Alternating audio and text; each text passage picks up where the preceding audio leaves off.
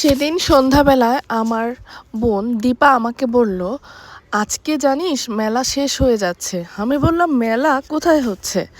তারপর সে বলল যে আগে যে ছোটবেলায় দাদুর সাথে যেতাম সেখানে। তারপর আমি বললাম, হ্যাঁ যেতে তো হবেই যেভাবেই হোক। তারপর বাচ্চা কাচ্চা সব কিছু বাসায় রেখে আমি আর আমার ছোট বোন চলে গেলাম মেলাতে। আর তখন বাচ্চাদের দেখার ইনচার্জ ছিল আমার আব্বু আম্মু। আর মেলাতে যেতেই মনটা এত ভালো হয়ে গেল, একদম মনে হচ্ছে যে সেই শৈশবে ফিরে গেলাম। আর আগে যখন এরকম মেলা হতো, বিশেষ করে পয়লা বৈশাখের দিন, তখন দাদু আর আম্মুর কাছ থেকে টাকা চেয়ে চলে যেতাম সেই দূরে হেঁটে হেঁটে মেলাতে। তাও 20 টাকা, 50 টাকা, 100 টাকায় ব্যাগ ভর্তি করে খেলনা খাবার নিয়ে তারপর বাড়ি ফিরতাম। এটা ছিল একটা অন্যরকম আনন্দ। আর আমার আম্মু বরাবরই একটু বেশি সেন্সিটিভলি আমাদেরকে বড় করেছে, তো আম্মু দিতে চাইতো না। মাঝে মাঝে সাথে হচ্ছে আমাদের হেল্পিং হ্যান্ড, ওদেরকে বডিগার্ড হিসেবে পাঠাতো। তাই সবগুলো রাইডে চড়তে পারতাম না, সব কিছু খেতে পারতাম না, বাট তারপরও যতটুকু পারতাম ইচ্ছে মতো আনন্দ করে শপিং করে চলে আসতাম ব্যাগ ভর্তি করে। তো আজকেও এরকমই একটা মেলা হচ্ছে। মেলায় সব রকমের জিনিস ছিল, খাবার ছিল, খেলনা ছিল, কসমেটিক্স ছিল, তারপর হাঁড়ি পাতিল ছিল, সব কিছু ছিল।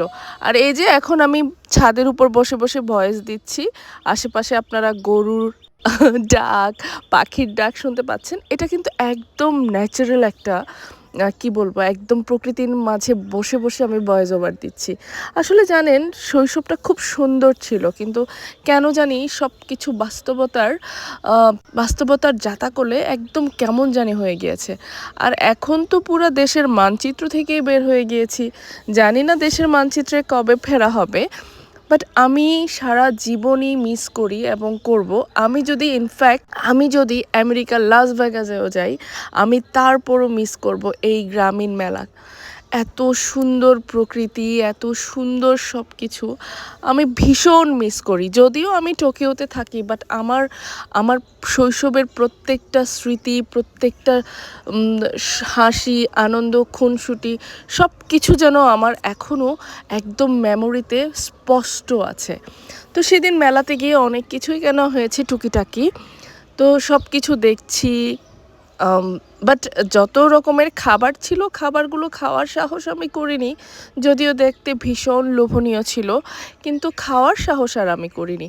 আর এই যে এই দোকানদার চাচার কাছ থেকে আমি একটা বটিদা কিনেছি, ছোট বটিদা।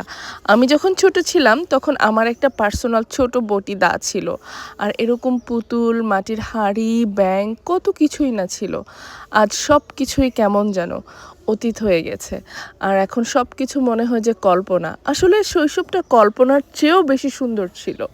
এত রুলস রেগুলেশনসের মধ্যে থাকার পরেও শৈশবটাকে যতটুকু পেরেছি একদম খুব সুন্দর করে গুছানো সাজানো ছিল।